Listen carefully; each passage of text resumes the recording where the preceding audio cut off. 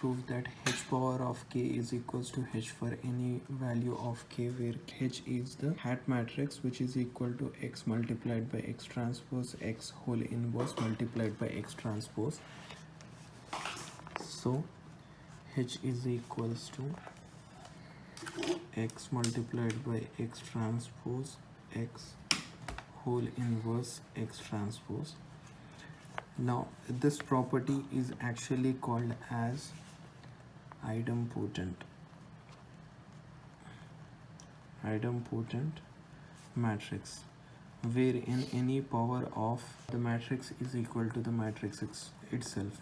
For example, if we consider h square, so that is x multiplied by x transpose x whole inverse x transpose multiplied by x transpose x whole inverse x transpose, which is equals to x multiplied by x transpose x whole inverse.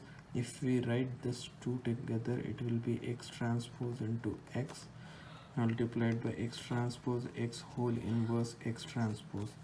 So which is, now if you consider this is like A inverse multiplied by A, which is nothing but identity matrix, and x multiplied by identity matrix is equal to x. So this whole thing will be equals to x multiplied by x transpose x whole inverse of x transpose. Now if you see this is nothing but the hat matrix. Hence we have proved that h square is equals to h.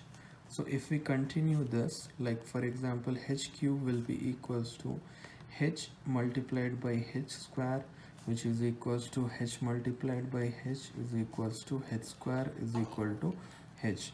In a similar way, h power of k is equals to h multiplied by h power of k minus 1, so on up to, for example, hk minus 2 h square is equals to hk minus 2 into h, and that will be like k minus 3 h square is equals to hk minus 3 into h. So ultimately this will account to h.